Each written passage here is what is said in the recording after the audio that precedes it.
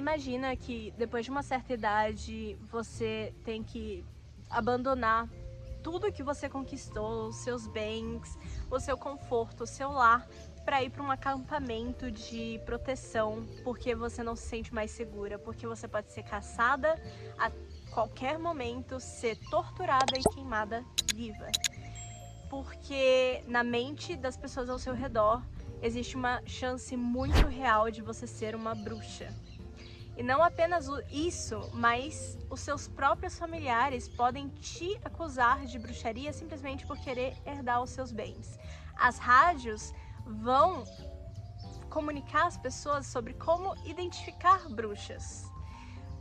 Parece uma distopia, mas é uma realidade atual e muito triste em alguns lugares do mundo. E Mulheres e Caça às Bruxas, de Silvia Federici, fala sobre isso e é só absurdo. E é uma coisa que eu preciso falar a respeito aqui.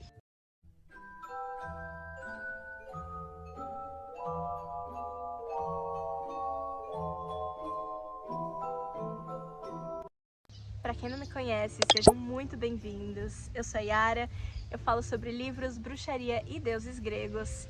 E se você gosta desse tipo de conteúdo, fazendo resenha por aqui, sinta-se livre para dar um like, assim eu sei que é um vídeo interessante, e se inscrever no meu canal pra gente crescer e nutrir essa comunidade que está cada vez maior. A Silvia Federici, ela surpreendentemente fez o mesmo curso e a mesma faculdade que eu.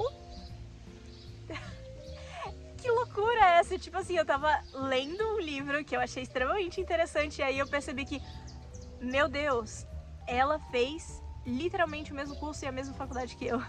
E ela mostra que foi um projeto a caça às bruxas, não foi algo místico, não foi algo, uau, temendo o poder das mulheres e machismo, não exatamente. Foi um projeto social, econômico e político em prol da classe dominante. Ela mostra em Mulheres e Caça às Bruxas, basicamente, o início da caça às bruxas, como também o início do espírito mercantil na Europa, principalmente na Inglaterra. Ela refere a Inglaterra quando ela fala do espírito mercantil, né? Ela mostra que através do mercado, da expansão de mercado, os agrícolas pequenos, eles se tornaram pedintes e muitos benefícios para pedintes, muitos benefícios para viúvas e para as pessoas mais pobres foram cortados. Dessa forma, a partir do momento que foram cortados esses benefícios, que diziam que era esmola, basicamente, e proibiram, inclusive, o direito a pedir esmola ali, só se fosse decretado por juízes de paz que as pessoas pudessem de fato pedir, as mulheres que começaram a pedir na rua por recursos, por ajuda, elas se tornaram extremamente inconvenientes para aquela sociedade. Elas não tinham mais como sobreviver, elas não tinham mais direito à ajuda comunitária e subsistência básica. Depois de um certo período ali de ajuste dessa nova realidade econômica, as pessoas começaram a se incomodar muito com a presença dessas mulheres. Seus vizinhos, muitas vezes, falavam que elas ameaçavam, apontavam e tudo isso, e xingavam as outras pessoas por não ajudarem, por acumularem recursos injustamente, digamos assim, né, desnecessariamente, e não ajudarem a elas. E aí, a partir disso, nasceu todo um misticismo de que elas faziam as vacas voarem e tudo isso. E elas, as mulheres mais pobres, junto a mulheres que não se submetiam aos maridos, de certa forma, foram as primeiras mulheres a serem acusadas de bruxaria. A explicação para isso era que, na cabeça das pessoas, as mulheres eram mais fracas e suscetíveis ao demônio, né, ao diabo, e que o diabo vinha principalmente para pessoas mais pobres e para as mulheres mais pobres especificamente, prometendo várias coisas, prometendo recurso, prometendo subsistência e tudo isso. A Silvia começa a nos falar sobre vários métodos ali de caça e de controle das mulheres e fala que não apenas essas mulheres mais pobres foram usadas de mártires, foram usadas de bode expiatório, digamos assim, bem melhor, para justificar violência, mas também mulheres que não se submetiam aos maridos. E como o Estado controlou e a sociedade, em resposta ao Estado, controlou inclusive as relações entre mulheres, desfazendo toda a irmandade feminina para que filhas denunciassem mães de bruxaria, amigas denunciassem amigas e por aí vai. E ela fala sobre métodos de tortura e de submissão da mulher que torna da caça às bruxas não só uma coisa mística e tal, como é acreditado por muitas pessoas, principalmente na comunidade espiritual, que essas mulheres, elas eram mulheres mágicas ou curandeiras e tal, nem sempre, né? Eram mulheres que não se submetiam e ponto, mulheres subversivas para o seu tempo e ponto, né? E essas mulheres sofreram muito. E tinha momentos em que elas só não podiam falar, porque se elas falassem, elas tinham um freio de rabugenta ali, que era um apetrecho que circundava a cabeça delas, que poderia pinçar a língua delas, se elas ousassem proferir uma palavra. A Silvia depois faz um comparativo a como a caça às bruxas não diminuiu, não morreu por completo, ela só foi normalizada conforme o tempo e se traduziu em uma constante violência e degradação da mulher.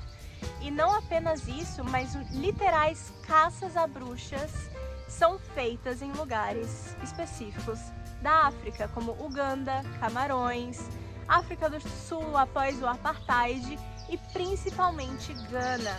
E essa é uma consequência direta do pós-colonialismo. Essa é uma consequência direta da influência europeia nesses países. Que se não fosse a influência europeia, as mulheres não estariam sofrendo tanto hoje, mas por conta desse imaginário europeu coletivo misógino de bruxas e caças bruxas que foi implementado a esses países, hoje em dia mulheres sofrem muito ali. Mulheres são constantemente atacadas, muitas vezes com consequências fatais. De 1991 até 2001, foi reportado uma estimativa humilde, ou seja, uma estimativa que pode ser inclusive bem menor do que realmente é, de 23 mil mulheres mortas pela caça às bruxas. Em Gana tem esse acampamento, esses campos de bruxas que são justamente refúgios para essas mulheres.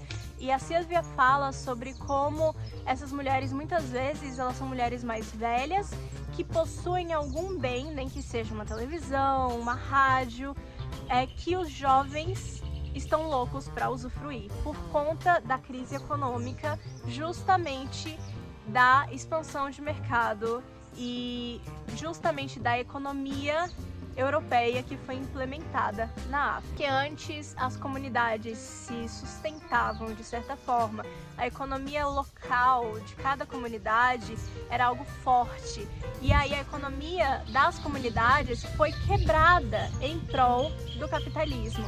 Então a Silvia faz uma conexão direta entre o capitalismo e a caça às bruxas, e como nada é por acaso, tudo isso é de fato um estratagema, um plot político, né? E o neoliberalismo influencia, impacta muito isso. Eu recomendo muito essa leitura para vocês. Eu acho que toda pessoa que se interessa por bruxaria, mas toda mulher também deveria ler esse livro para ficar mais a par do que está acontecendo, porque as pessoas não falam sobre isso. E é extremamente interessante, é um livro extremamente curto também. Eu, de verdade, me sensibilizei muito com a leitura e eu espero de verdade que a gente possa ler aqui e ter essa discussão juntos. Se vocês leram, e me contem o que vocês acharam nos comentários desse livro. Se vocês não leram, me contem o que vocês acham do assunto. Enfim, gostaria muito de saber a opinião de vocês e me digam se vocês gostam desse tipo de resenha que eu faço aqui no perfil. Assim eu faço mais e mais. Espero que vocês tenham gostado. Se inscrevam no canal para não perder nenhum vídeo como esse e deem seu like, assim eu sei que foi um vídeo valioso para vocês. E até a próxima!